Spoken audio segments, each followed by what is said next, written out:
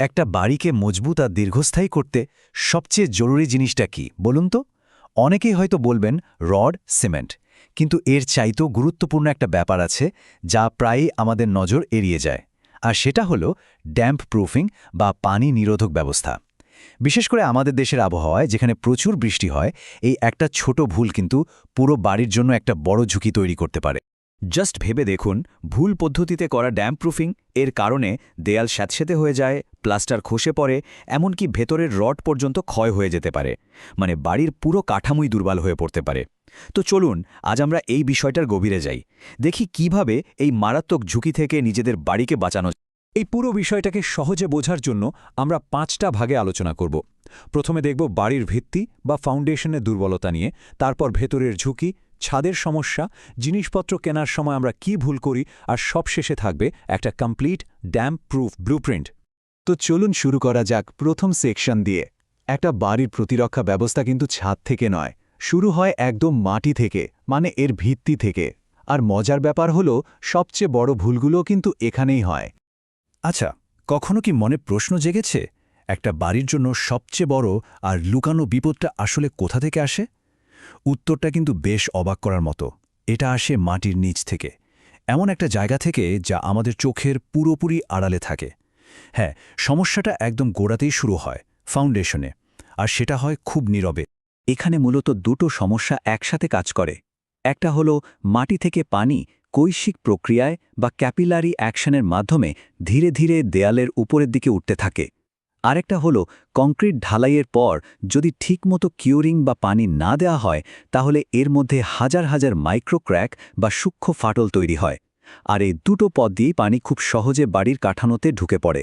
তবে ঘাবড়ানোর কিছু নেই, এর সমাধান কিন্তু খুবই সহজ।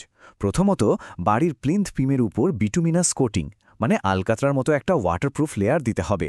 আর দ্বিতীয়ত, এবং এটা খুবই গুরুত্বপূর্ণ, নতুন ঢালাই করা কংক্রিটকে কমপক্ষে 7 থেকে 14 দিন পর্যন্ত নিয়মিত ভিজিয়ে রাখতে হবে, যেটাকে আমরা কিউরিং বলি। এই দুটো কাজ ঠিকঠাক করলে কিন্তু ফাউন্ডেশন একদম ওয়াটার টাইট হয়ে যায়। ওকে, ফাউন্ডেশনের ব্যাপারটা তো বোঝা গেল। এবার চলুন বাড়ির ভেতরে ঢোকা যাক, বিশেষ করে সেই সব জায়গায় যেখানে দিনরাত পানির কারবার চলে, মানে বাথরুম আর রান্নাঘরে। এই জায়গাগুলোতে আমরা প্রায় একটা বড় ভুল করে ফেলি, তা হলো তাড়াহুড়ো করে কাজ শেষ করা। অনেকেই ভাবেন, আরে টাইলসের নিচে তো কে আর দেখছে, এই ভেবেই প্রাইমার না দিয়ে সরাসরি ওয়াটারপ্রুফিং কেমিক্যাল লাগিয়ে দেওয়া হয়, বা হয়তো শুধু এক কোট দিয়েই কাজ শেষ করে দেওয়া হয়। সত্যি বলতে এই ধরনের কাজ করা আর না করা দুটোই প্রায় সমান। প্রফেশনালরা কিন্তু এখানে একটা সিম্পল 3 ধাপের নিয়ম মেনে চলেন। স্টেপ 1, সারফেসটা পরিষ্কার করে অবশ্যই প্রাইমার লাগাতে হবে। এটা আঠার মতো কাজ করে, কোটিংটাকে দেয়ালের সাথে শক্তভাবে আটকে রাখে। স্টেপ 2, প্রথম কোট শুকিয়ে যাওয়ার পর এর ওপর আড়াআড়িভাবে, মানে 90 ডিগ্রি অ্যাঙ্গেলে দ্বিতীয় কোটটা দিতে হবে। এতে করে কোনো ছোট জায়গাও বাদ পড়ার সম্ভাবনা থাকে না। আর স্টেপ 3, সবচেয়ে দুর্বল জায়গাগুলো যেমন দেয়ালের কোণা, জয়েন্ট বা পাইপের চারপাশ, এগুলোতে বাড়তি মনোযোগ দিয়ে কোটিং করতে হবে।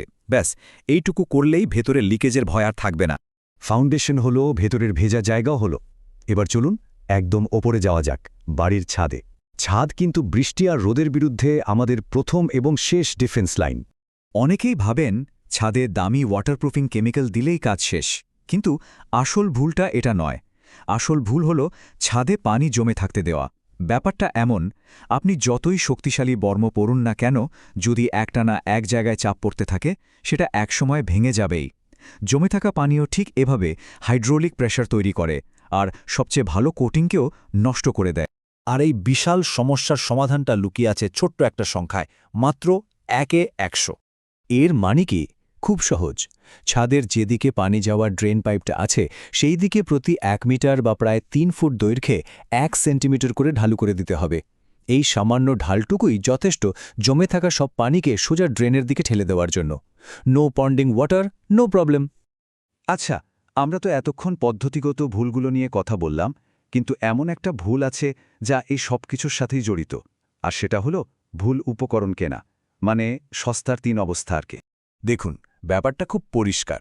কম দামি বা অখ্যাত ব্র্যান্ডের জিনিস কিনে হয়তো শুরুতে কিছু টাকা বাঁচানো যায়, কিন্তু এর শেষটা ভালো হয় না। 1-2 বৃষ্টির মৌসুম যেতে না যেতেই সমস্যা আবার দেখা দেয়, তখন আবার মেরামত, আবার খরচ। অন্যদিকে ভালো মানের উপকরণে বিনিয়োগটা একবারই করতে হয়, কিন্তু এটা 10-15 বছরের জন্য একটা পার্মানেন্ট সলিউশন আর মানসিক শান্তি দেয়। এখন পছন্দটা আমাদেরই করতে হবে। তাহলে ভালো জিনিস চিনব কিভাবে? কয়েকটা সহজ উপায় আছে। সবসময় চেষ্টা করুন নামকরা আর প্রতিষ্ঠিত ব্র্যান্ডের জিনিস কিনতে। প্যাকেটের গায়ে BSTI এর মতো কোনো প্রাতিষ্ঠানিক অনুমোদন আছে কিনা দেখে নিন। আর অবশ্যই প্রোডাকশন ডেটার এক্সপায়ারি ডেট চেক করতে ভুলবেন না। মনে রাখতে হবে এটা কিন্তু কোনো সাধারণ খরচ নয়, এটা বাড়ির সুরক্ষার জন্য একটা দীর্ঘমেয়াদী বিনিয়োগ।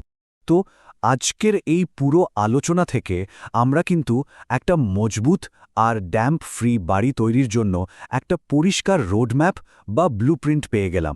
পুরো বিষয়টাকে যদি এক জায়গায় নিয়ে আসি তাহলে দাঁড়ায় ১. ফাউন্ডেশনে ওয়াটারপ্রুফিং আর কংক্রিটের সঠিক কিউরিং। ২. বাথরুম রান্নাঘরে প্রাইমার সহ ২ কোট কোটিং। ৩. ছাদে পানি নিষ্কাশনের জন্য সঠিক ঢাল। আর ৪. গুণগত মানসম্পন্ন সার্টিফাইড উপকরণে বিনিয়োগ করা। এই কয়েকটা পয়েন্ট মাথায় রাখলেই কিন্তু স্বপ্নের বাড়িটা সারা জীবনের জন্য সুরক্ষিত থাকবে। শেষ করার আগে শুধু একটা প্রশ্ন রেখে যেতে চাই, বাড়ি তৈরির শুরুতেই একটু বাড়তি খরচ করে এই প্রতিরোধ ব্যবস্থাগুলো নেওয়াটা কি সত্যিই বেশি দামি, নাকি কয়েক বছর পর পর মেরামতের পেছনে বিপুল পরিমাণ টাকা, সময় আর মানসিক শান্তি নষ্ট করাটা বেশি দামি?